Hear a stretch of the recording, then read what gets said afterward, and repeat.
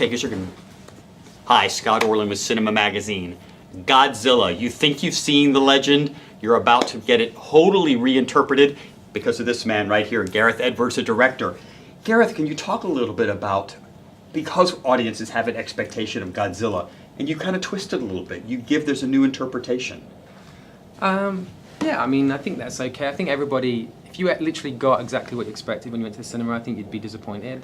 And so we were trying to take all the tropes and all the obvious things that people might be expecting and give them a little new angle, give it a bit of freshness. Like I grew up, the reason I got into filmmaking is I grew up with all those films from the 80s, and there's a style and a sensibility to that filmmaking before like the advent of CGI, where there was kind of it was like a slow burn, and they would like slowly pull you into the screen, and you'd like get hooked into the characters, and then all the events would become crazy, and we were trying to emulate that kind of filmmaking, and so thankfully the studio were up for the same thing.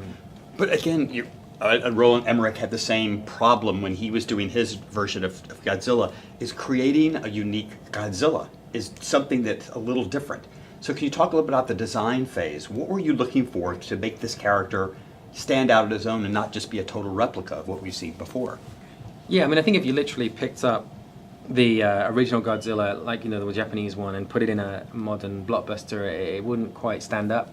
And so, but we wanted to be true to that, so we said to the designers, like, imagine it's a real animal, it really exists, it's really down there, and it came up 60 years ago and got witnessed by people in Japan, but no one took a picture.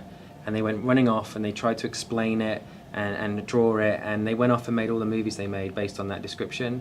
And then in our film, for the first time, you're going to see that animal that they saw, and you can see how they arrived at that, but it gives us a bit of license to refine it and make it more realistic, and so that was the approach. And we looked at a lot of different animals, like there's a lot of a bear in there, and a dog in the face, and in the eyes and the nose, like even an eagle, like a bird of prey.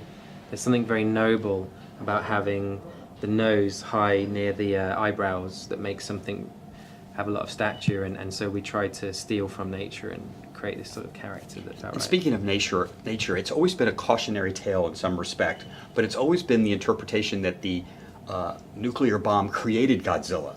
That's not the case here anymore. No, it was like the first thing we came up with that was like the jumping off point for the movie was, because I really struggled with the idea of like, well, if they create him, how does he grow that big, and from what? It seems too crazy and fantastical, and I was like, surely the most obvious thing is that he's always been here, like he's always been down there. And then you say, well, yeah, if he's always been down there, why haven't we seen him? Like, why when we got submarines and we could go to the depths, why didn't we find him? You go, well, what if we did? Like, what if they did?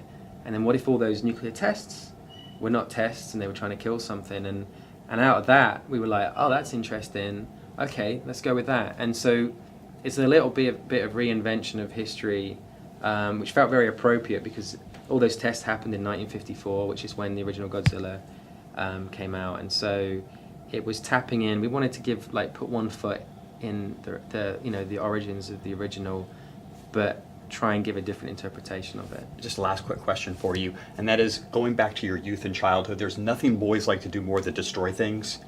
You got to do it on a grand scale here. You get to destroy parts of the Philippines, you get to destroy parts of Japan and San Francisco. Is that something in there? Is there something fun about that?